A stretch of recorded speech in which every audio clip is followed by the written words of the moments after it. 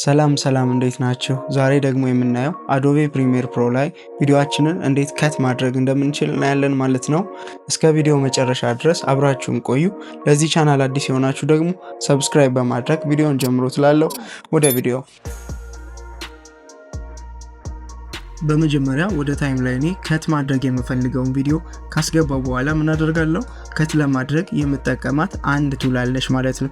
ይቺ ቱል ምን ትባላለች? ሬዘር ቱል ትባላለች። ልክ እዚህ ጋር እንደምታዩት በግራ በኩል መሃል ላይ የተቀመጠችው የምላጭ አይከን ማለት ነው። ስለዚህ አንዴ እሷን ክሊክ ካደረኩኝ በኋላ ወደ ቪዲዮ በመሄድ ታይም ሄዴን ወይም ደግሞ ይህንን መስመር ወዴት አስጠጋዋለሁ? መቁረጥ ወደምፈልገው ቦታ አስጠጋዋለሁ ማለት ነው። ከዛም አንዴ ክሊክ ሳደርግ አንድ ከት ይሰራልኛል ማለት ነው። እንደምታዩት ምን አድርጎልኛል? ቆርጦልኛል።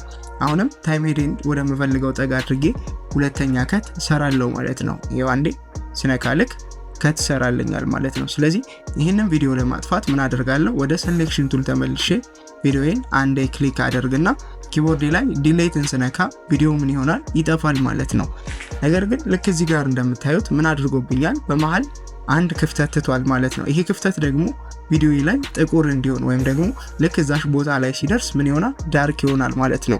ይህንን ነገር ሳይታው እንዲጠፋልን የምናደርግበት ሌላ ተጨማሪ መንገድ አለ ማለት ነው። ምንድነው እሱም? ቪዲዮአችን ከቆረጥን በኋላ ራይት ክሊክ ነክተን ሪፕል ዲሌት የሚል አንድ አማራጭ እናገኛለን ማለት ነው። እሱን ክሊክ በምናደርግ ሰዓት ምን ያደርግልናል? ዲሌት አድርጎ ከዛ እንደገና ደግሞ ቦታውንም ሪፕሌስ ያደርግልናል ማለት ነው። ስለዚህ ይህንን በመጠቀም ምን ማድረግ እችላለሁ? ምንም ጋፕ ሳይኖር ቪዲዮን ከት ማድረግ እችላለሁ ማለት ነው። ሌላኛው መንገድ ደግሞ ከት ለማድረግ ግዴታ ሬዘር ቱልን ሁሌ መጠቀም አይኖርብንም። ምን ማድረግ እንችላለን? ሬዘር ቱልን ሳንነካ ማንኛውም ቱል ላይ እንዳለ መቁረጥ የምፈልገው ቦታ ላይ ታይም ሄዲንግ ካደረኩኝ በኋላ ኪቦርድ ላይ ኮንትሮል ፕላስ ኬ ስነካ እንደምታዩት እዚህ ጋር ከት ያደርግልኛል ማለት ነው። ስለዚህ አሁንም በተመሳሳይ ሁለተኛ ቦታ ላይ ሄጄ ኪቦርድ ላይ ኮንትሮል ፕላስ ኬ ስነካ ይቆርጥልኛል ማለት ነው። ከዛ አሁንም ሪፕል ዲሌት ለማድረግ ቀደም ምን አየን? ራይት ክሊክ አድርገን ሪፕል ዲሌት አለ። አሁን ደግሞ በሾርት ከት ምን ማድረግ እንችላለን?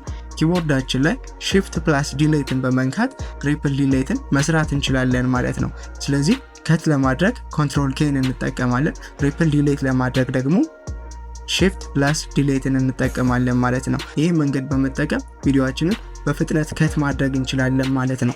እዚህ ጋር አንድ እንድትረዱት የሚፈልገው ነገር ምንድነው? ቪዲዮአችን የምንቆርጥበት ሁለት ቴክኒኮች አሉ። እነዚህ ቴክኒኮች ማለት ቪዲዮን ለመቁረጥ የምንጠቀማቸው እንደማለት ነው። ስለዚህ የመጀመሪያው ቴክኒክ ምን ይባላል? ራፍ ከት ይባላል። ራፍ ከት የምንለው ምንድነው? ልክ አሁን ስናደርግ እንደነበረው በአይናችን ፊት ለፊት የሚታየንን ስህተቶች ብቻ ምን ማድረግ ነው? እየቆረጥን ማውጣት ማለት ነው። ስለዚህ ይሄኛው ምን ይባላል? ራፍ ከት ይባላል ማለት ነው። ቀጣይ ደግሞ የምናገኘው ሁለተኛው ፋይናል ከት ይባላል።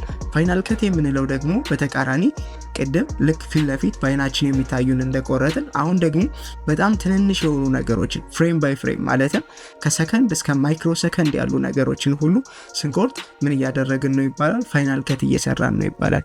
ስለዚህ እነዚህን ሁለት ቴክኒኮች በመጠቀም ቪዲዮአችንን ከት ማድረግ እንችላለን ማለት ነው። በቀጣይ ደግሞ ቪዲዮአችን ላይ እንዴት ከለር መስራት እንደምንችል አብረን እናያለን ማለት ነው። እስከዛው ድረስ መልካም ጊዜ